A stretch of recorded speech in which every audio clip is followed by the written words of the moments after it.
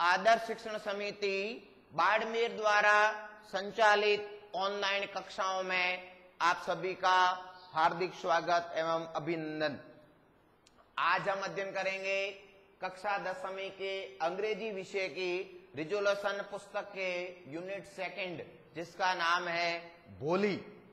इसमें हम एक ऐसी बालिका के जीवन के बारे में जानेंगे जो बचपन से बहुत अच्छी थी, लेकिन कुछ शारीरिक कमजोरियों के कारण उसकी जो बुद्धि है वो कम हो गई और वो भोली हो गई, यानी उसमें बुद्धि की कमी हो गई। वो अपने माता पिता की जो सबसे अंतिम संतान थी, लेकिन माता पिता में से पिताजी उसको फिर भी स्नेह करते थे, माताजी उसको ज्यादा पसंद नहीं करते थे। उस गांव में उसके पिताजी बहुत बड़े किसान थे, जमींदार व्यक्ति थे। तो तहसीलदार साहब एक बार गांव में आते हैं, पिताजी को बालिका को विद्यालय भेजने के लिए कहते हैं। वह बालिका विद्यालय जाती है और धीरे धीरे वह अपने गुरुजनों के सानिध्य में अपनी बुद्धि को वापस ठीक तरीके से हासिल कर लेती है। और आगे क्या होता है वो अपन अध्ययन करेंगे। हर नेम वाज सुलेखा, उसका नाम सुलेखा था। But since her childhood, childhood का अर्थ होता है बचपन, परंतु उसे बचपन से एवरीवन हैड बीन कॉलिंग, सब उसे बुलाते थे भोली, भोली बुलाते थे। द सिंपलेसन यानी बुद्धू। उसका जो वास्तविक नाम सुलेखा था, लेकिन बचपन से ही उसे सब भोली यानी जिसमें बुद्धि कम हो, सिंपलेसन यानी बुद्धू, ऐसा उसको बुलाते थे। She was the 4th daughter of नंबरदार रामलाल। वह रामलाल की जो चौथी पुत्री थी। रामलाल एक नंबरदार यानी समृद्ध किसान थे, उनकी चौथी पुत्री थी। When she was 10 months old, जब वह 10 महीने की थी, she had fallen off the cot। Cot का अर्थ होता है छोटे बच्चों के सोने की चारपाई। जो चारपाई थी उससे गिर गई। ऑन हर हेड, सिर के बल, यानी वो सोई हुई थी चारपाई पर और सिर के बल गिर गई। Perhaps it had damaged some part of her brain, शायद उसके मस्तिष्क का कुछ भाग है वो क्षतिग्रस्त हो गया, यानी मस्तिष्क में चोट लगी। That was why she remained A backward child, इसीलिए वो एक बैकवर्ड यानी पिछड़ी हुई बच्ची रह गई। अब इसका अपोजिट बन सकता है बैकवर्ड, इसका अपोजिट बन सकता है फॉरवर्ड, आगे। And came to be known as Bholi, और भोली नाम से वो जानी जाने लगी। द सिंपलेसन यानी बुद्धू। एट बर्थ, जन्म से ही, the child was very fair and pretty, जो बच्ची है वो बहुत सुंदर और गोरी थी। But when she was 2 years old, लेकिन जब 2 वर्ष की थी, she had a attack of smallpox, तो उसको चेचक रोग हो गया। स्मॉल पॉक्स का अर्थ होता है चेचक। Only the eyes were saved, केवल आंखें बची हुई थी। But the entire body was permanently disfigured, लेकिन उसका पूरा शरीर परमानेंट यानी स्थायी रूप से, डिसफिगर्ड यानी विकृत हो गया। बाय डीप ब्लैक पोक मार्क्स, काले धब्बों से उसका जो आंखों को छोड़ करके पूरा शरीर है वो खराब हो गया। Little Sulekha could not speak, छोटी सुलेखा बोल नहीं सकी। टिल शी वाज 5, जब तक वह 5 वर्ष की हुई तब तक वो बोल भी नहीं सकी। एंड वेन एट लास्ट, और अंत में, शी लर्न टू स्पीक, जब उसने बोलना शुरू किया या बोलना सीखा। अब अगला शब्द आया लास्ट, उसका अपोजिट हो सकता है फर्स्ट, पहला। शी स्टेमर्ड, तो वो हकलाने लगी। The other children often made fun of her, दूसरे बच्चे प्राय उसका मजाक बनाते थे। एंड मिमिक्ड हर, और उसकी क्या करते थे, नकल करते थे। मिमिक्री यानी उसकी नकल करते थे। एज ए रिजल्ट परिणाम स्वरूप शी टॉक्ड वेरी लिटिल, इस कारण वो बहुत कम बोलती थी। रामलाल हैड 7 चिल्ड्रन, रामलाल के कुल 7 बच्चे थे। 3 सन्स एंड 4 डॉटर्स, 3 पुत्र और 4 पुत्रियां। And the youngest of them was Bholi, और उन सब में जो छोटी थी वो भोली थी। It was a prosperous farmer's household, ये एक धनवान किसान का घर था। And there was plenty to eat and drink, और खाने पीने की पर्याप्त सुविधा थी। ऑल द चिल्ड्रन एक्सेप्ट भोली वर हेल्थी एंड स्ट्रॉन्ग, सभी बच्चे भोली के अलावा स्वस्थ और मजबूत थे। The sons had been sent the city to study in schools, बच्चों यानी जो उनके पुत्र थे उनको शहर में पढ़ने के लिए भेज दिया गया था। एंड लेटर इन कॉलेजेस, और बाद में उनको महाविद्यालयों में भी भेज दिया। ऑफ द डॉटर्स, पुत्रियों में राधा द इल्डेस्ट सबसे बड़ी, हैड ऑलरेडी बीन मैरिड, उसकी शादी की जा चुकी थी। The second daughter Mangala's marriage had also been settle, और जो दूसरे नंबर की लड़की थी मंगला, उसकी सगाई हो गई थी। And when that was done, Ramlal would think of the third Champa, और जो दूसरी लड़की थी उसकी भी सगाई है वो तय हो गई थी, और रामलाल तीसरी जो पुत्री थी चंपा, उसके बारे में आप सोच रहे थे। दे वर गुड लुकिंग, वो अच्छी दिखती थी। हेल्थी गर्ल्स, स्वस्थ लड़कियां थी। And it was not difficult to find bridegroom for them, और उनके लिए दूल्हा ढूंढना कोई कठिन काम नहीं था। डिफिकल्ट, अगला शब्द आया डिफिकल्ट। डिफिकल्ट इजी या simple. But Ramlal was worried about भोली, लेकिन रामलाल भोली के बारे में बहुत चिंतित थे, क्योंकि एक तो उसकी बुद्धि कम थी, दूसरा उसका शरीर पूरा चेचक के कारण विकृत हो गया था। She had neither good looks nor intelligence, न तो वो अच्छी दिखती थी न वो बुद्धिमान थी। Bholi was 7 years old when Mangala was married, जब मंगला की शादी हुई तो भोली 7 वर्ष की थी।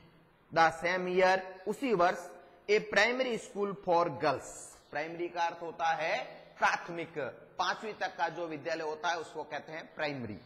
तो एक 5वीं तक का विद्यालय फॉर गर्ल्स, लड़कियों के लिए, was open in their village, उनके गांव में खोला गया।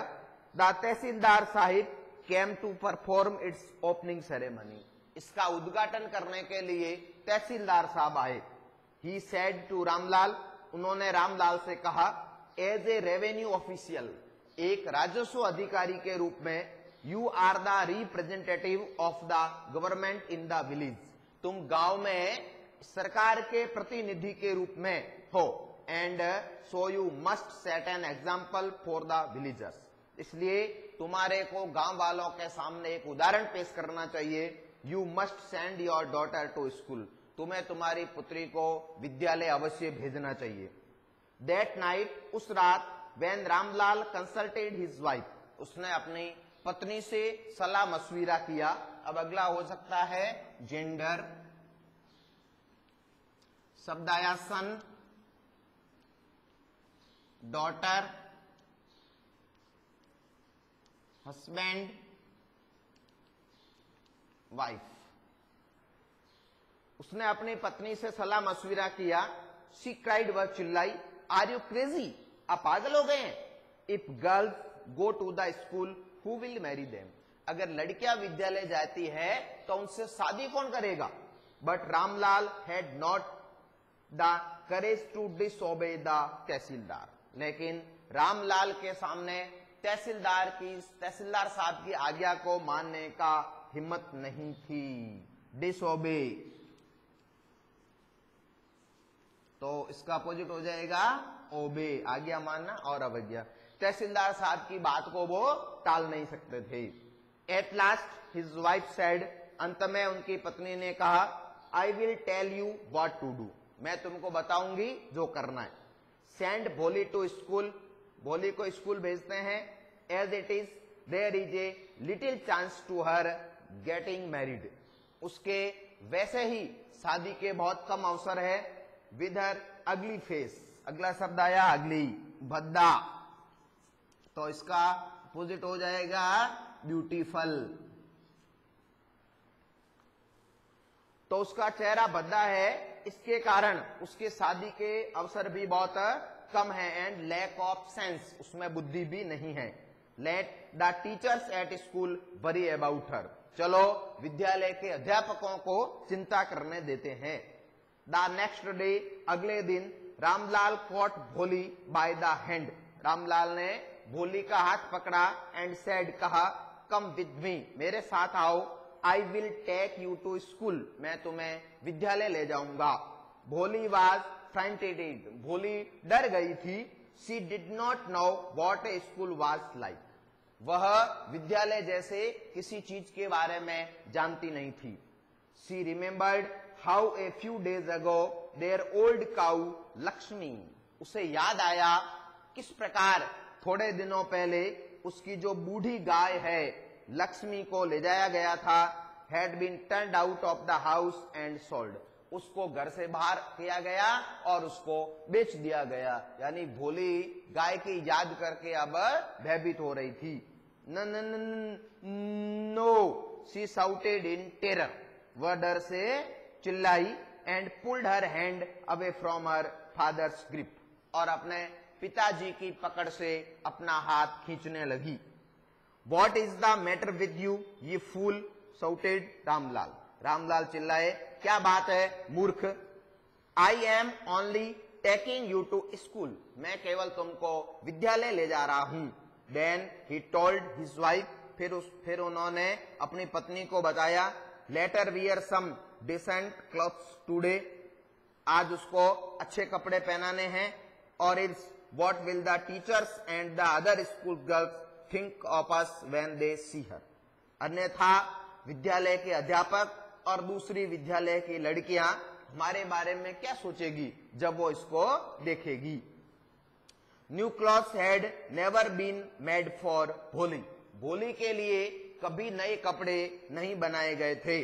The old dresses of her sisters were passed on to her, उसकी बहनों की जो पुरानी पोशाकें थी वो भोली को दे दी जाती थी, यानी पहनाई जाती थी। No one care to mend or wash her clothes, कोई भी उनके कपड़ों को धोने का और ठीक करने का चिंता नहीं करता था। But today she was lucky, लेकिन आज वो भाग्यशाली थी। अगला शब्द आया लकी, तो लकी का अपोजिट बन सकता है अनलकी, दुर्भाग्यशाली। तो आज वो भाग्यशाली थी। To receive a clean dress, आज उसको एक साफ पोशाक मिलने वाली थी। क्लीन, क्लीन का अर्थ होता है साफ, तो डर्टी यानी गंदा। Which had shrunk after many washing, जिसको कई बार धोया गया था। एंड नो लॉन्गर फिटेड चंपा, और चंपा के वो पूरी नहीं हो रही थी जो उसकी बहन थी, इस कारण अब उसको दी जा रही थी। शी वाज इवन बाथड, यहां तक उसको स्नान कराया गया। And oil was rubbed into her dry and matted hair, और उसके उलझे हुए बालों को भी धोया गया और सूखे और उलझे बालों में तेल भी लगाया गया। Only then did she begin to believe, फिर उसको विश्वास हुआ that she was being taken to a place better than her home, कि उसको जिस स्थान पर ले जाया जा रहा है वो घर से अच्छा है। When they reached the school, जब वो विद्यालय पहुंची, the children were already in their classrooms, बच्चे पहले से ही अपनी कक्षा के कमरों में थे। Ramlal handed over his daughter to the headmistress, Ramlal ने अपनी जो पुत्री है उनको प्रधानाध्यापिका को सौंपा।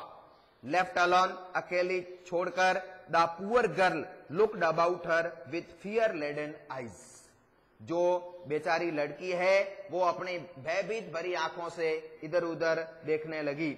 There were several rooms, वहां कई प्रकार के कमरे थे। And in each room, प्रत्येक कमरे में, girls like her, उसके जैसी लड़कियां, squatted on mats, चारपाई पर उकड़ू बैठी हुई थी।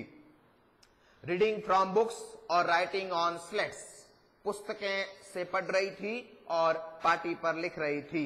द हेड मिस्ट्रेस आस्क्ड भोली, प्रधान अध्यापिका ने भोली से कहा, to sit down in a corner, एक कोने में बैठने को, ऑफ द क्लासरूम, कक्षा के कमरे में। भोली did not know what actually A school was like, भोली नहीं जानती थी कि विद्यालय किस प्रकार का होता था, एंड व्हाट हैपेंड देयर, और वहां क्या होता था। But she was glad to find, लेकिन वो ये जानकर खुश हुई, so many girls almost of her own age present there, कि उसकी उम्र की कई लड़कियां वहां मौजूद थी। She hoped that one of these girls might become her friend, उसने आशा की कि उसमें से कई लड़कियां उसकी मित्र बन सकती थी। द लेडी टीचर, जो महिला अध्यापिका, who was in the class, जो कक्षा में थी, was saying something to the girls, वो लड़कियों को कुछ कह रही थी। बट भोली कुड नॉट अंडरस्टैंड नथिंग, लेकिन भोली कुछ भी नहीं समझ सकी। She looked at the pictures on the wall, उसने दीवारों पर लगे चित्रों को देखा। द कलर्स फैसिनेटेड हर, रंगों ने उसको आकर्षित कर दिया। द हॉर्स वाज ब्राउन, घोड़ा भूरा था, just like the horse on which the tehsildar had come to visit their village, वो घोड़ा उसी प्रकार का था जिस घोड़े पर तहसीलदार साहब उसके गांव का भ्रमण करने आए थे। द गोट वाज ब्लैक, बकरी काली थी, like the goat of their neighbour, जैसी बकरी उनके पड़ोसी की थी। द पैरट वाज ग्रीन, तोता हरा था, like the parrots she had seen in the mango orchard, जैसा तोता उन्होंने आम के बगीचे में देखा था। And the cow was just like their Lakshmi, और गाय का जो चित्र था वो उनके लक्ष्मी जैसा था। एंड सडनली भोली नोटिस दैट, और अचानक भोली ने देखा, that the teacher was standing bye her side, अध्यापिका उसके पास ही खड़ी थी, स्माइलिंग एट हर, और मुस्कुरा रही थी। What is your name little one, छोटे बच्चे तुम्हारा क्या नाम है। But she could stammer to further than that, वह हकलाई, इसके अलावा कुछ नहीं बोल सकी। Then she began to cry and tears flowed from her eyes in helpless flood, फिर वह चिल्लाई और उसकी आंखों से असहाय के रूप में आंसू आने लगे। She kept her head down as she sat in her corner, उसने अपना सिर झुकाया और वापस वो कॉर्नर में जाके जैसे ही बैठी। Not daring to look up at the girls, और उन्होंने लड़कियों की तरफ देखने की कोशिश नहीं की। She knew were still laughing at her, जो अभी तक उस पर हंस रही थी। When the school bell rang, जब विद्यालय की घंटी बजी, all the girls squared out of the classroom, सभी लड़कियां धीरे धीरे कक्षा से बाहर आई। But भोली dared not leave her corner, लेकिन भोली ने उस कोने को छोड़ने की हिम्मत नहीं की।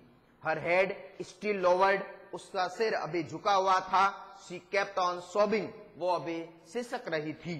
भोली, the teacher's voice was so soft and soothing, अध्यापिका की आवाज बहुत अधिक नम्र यानी कोमल थी।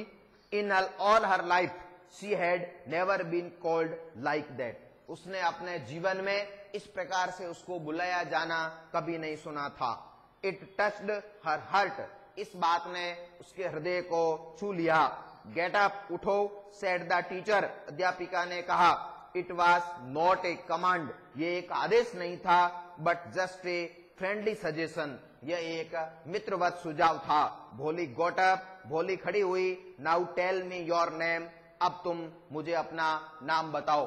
आज हमने भोली के बारे में पढ़ा कि किस प्रकार भोली को तहसीलदार साहब के कहने पर विद्यालय भेजा गया, और अब आगे जो होगा वो अपन बाद में पढ़ेंगे। आज आपको कक्षा कार्य और गृह कार्य में स्पेलिंग्स और ग्लोसरी दोनों चीजें हैं वो करनी है। एक करनी है इस पाठ की स्पेलिंग्स और दूसरी करनी है ग्लोसरी। धन्यवाद।